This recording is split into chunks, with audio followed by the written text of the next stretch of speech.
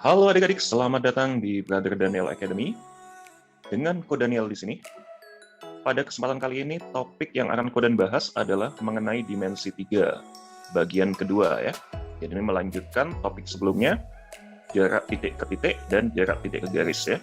Nah, di topik ini, Ko Dan akan menjelaskan tentang jarak titik ke bidang. Oke, selamat belajar ya adik-adik.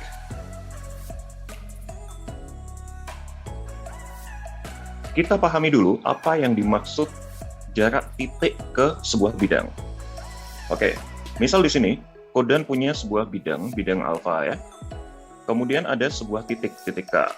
Nah, jarak titik K ke bidang alfa itu ditentukan dengan membuat suatu garis yang tegak lurus dengan bidang alfa yang kita tarik dari titik K. Oke, nah jadi kurang lebih nanti dia seperti ini. Nah, jadi K dijatuhkan ke bidang alfa dan dijatuhkannya harus siku-siku dengan bidang ya. Untuk menentukan siku-siku dengan bidang, nah kakak aksen itu siku-siku dengan bidang apabila kakak aksen itu dia tegak lurus dengan sedikitnya 2 garis pada bidang itu, pada bidang alfa. Oke. Nah, jadi seperti ini. Jadi inilah yang disebut sebagai jarak titik K ke bidang alfa. Jadi seperti ini ya definisinya. Panjang ruas garis tegak lurus yang menghubungkan titik K ke titik tembus bidang alfa. Nah, titik tembus pada bidangnya aku sebut di sini K aksen.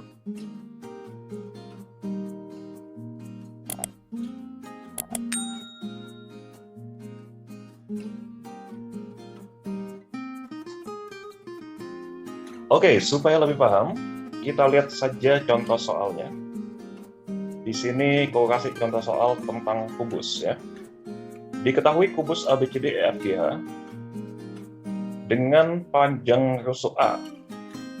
Pertanyaan yang pertama adalah tentukan jarak H ke ABFE. Oke, kita lihat di sini bidang ABFE itu bidang yang letaknya di depan kubus. Oke, jadi bidang depan. Yang ditanyakan adalah hitung jarak titik H. Nah, H letaknya di belakang. Dari titik yang letaknya di belakang, di dinding belakang ke dinding depan, maka jaraknya itu sama dengan HE ya.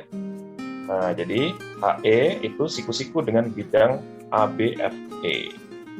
Artinya, di situ jarak H ke ABFE itu sama saja dengan jarak H ke E. Sama dengan A juga, sama dengan panjang rusuk kubus. Oke, gimana kalau soal yang B? Hitung jarak E ke bidang AFH. Bidang AFH itu seperti ini. Yang ditanya adalah jarak E dijatuhkan tegak lurus ke bidang AFH. Oke. Nah, di sini step-step yang akan kita lakukan adalah AFH ini harus diwakili oleh sebuah garis. Jadi nanti menghitung jarak titik ke bidang garis ya. Oke, bagaimana menentukan atau mendapatkan garis yang mewakili AFH? Nah, langkah-langkahnya seperti ini adik-adik. Di sini ada HF. Yang ditanyakan adalah jarak E ke bidang E. Nah, jadi E kita tarik garis dulu ke G. Kenapa E ditarik ke G kok? Karena EG itu harus siku-siku dengan HF. Nah, jadi kita hubungkan di sini E ke G. Nah, dia di sini dapat satu titik potong, kita sebut dia titik S ya. Kemudian S kalian boleh langsung hubungkan ke A. Jadi AS itu dia terletak pada bidang AFH. Oke? Nah, jadi seperti ini. Sehingga E ke AHF kita bisa sebut sama saja dia dengan tanya jarak E ke AS. Oke. Nah, jadi kita lupakan segitiga AFH-nya. Kita fokus ke segitiga EAS. Nah, ini. Jadi dia membentuk sebuah segitiga seperti ini. Segitiganya bentuknya bagaimana kok? Siku-siku ya. Siku-siku di E. Oke, jadi dia membentuk segitiga siku-siku seperti ini. Kita jatuhkan titik E ke AS. Nah, ini tempat jatuhnya, fokus sebut titik E aksen. Oke, jadi ditanya buat D ya, distance. Kemudian kita bisa gunakan luas sama dengan luas di sini untuk menghitung D. Sebelum itu kita isi dulu semua panjang sisi dari EAS ini ya.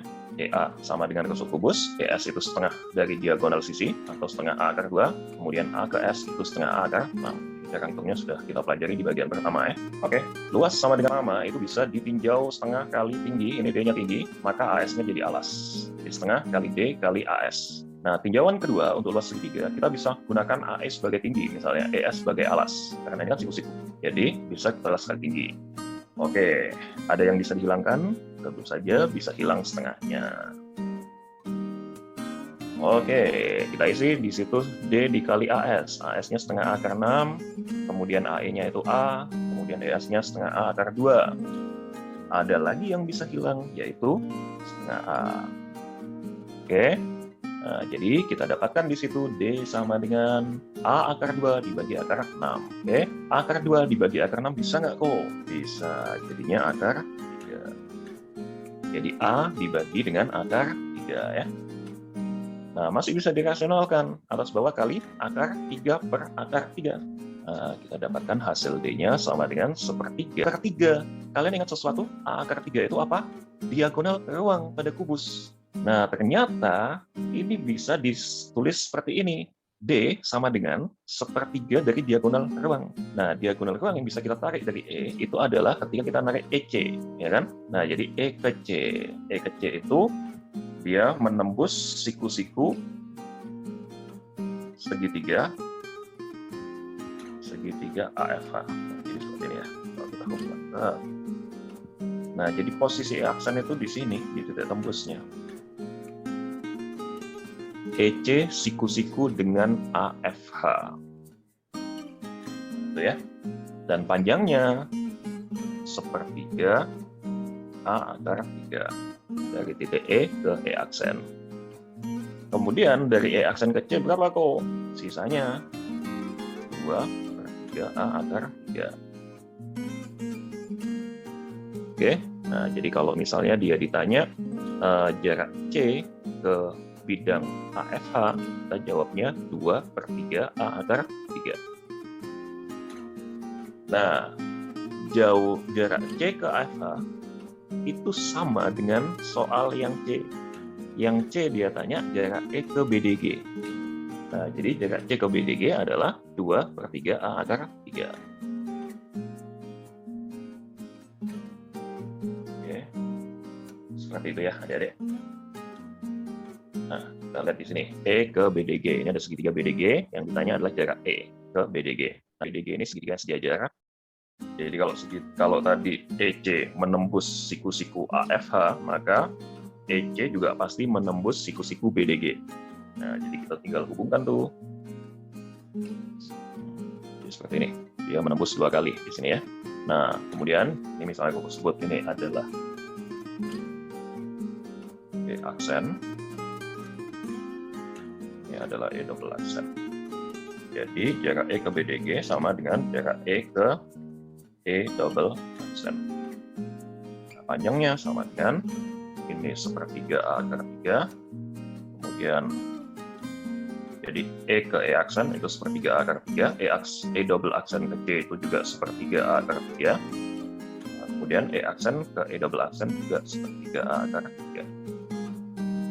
Jadi kita dapatkan jaraknya sama dengan 1/3 A akar 3 ditambahkan 1/3 A akar 3, 2/3 A akar 3.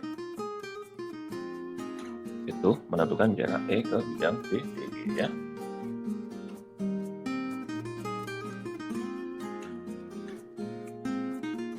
Oke, yang D dia tanya jarak A ke bidang BDHF. Kita buat bidang BDHF-nya like this. Kemudian A dijatuhkan siku-siku ke BDHF ya. Maka dari A ini ditarik kemana kok? Supaya dia jatuhnya atau menembus siku-siku bidang BDHF. Nah, dari A tinggal hubungkan ke C saja. Nah, jadi ini garis AC itu dia siku-siku dengan BDHF menembus di titik A aksen kan. Nah, apakah AA aksen itu siku-siku dengan bidang BDHF? Ini AA aksen dengan A aksen D itu siku-siku kan? Ya, siku-siku ya. Kemudian A aksen nih garis ini dengan garis nih vertikal di sini sudah memenuhi syarat bahwa A ke A aksen itu dia siku-siku dengan 2 garis yang terletak pada bidang BDHF. Jadi kalau garis ini siku-siku dengan 2 garis pada bidang BDHF, maka bisa dipastikan ini A aksen pasti siku-siku juga dengan bidang BDHF. Nah, jadi yang dimaksud jaraknya adalah dari A ke A aksen. Sama dengan berapa? Setengah dari AC atau setengah A akar 2. Nah, jadi seperti itu ya adik-adik, beberapa contoh untuk menentukan jarak titik ke bidang di dalam sebuah kubus.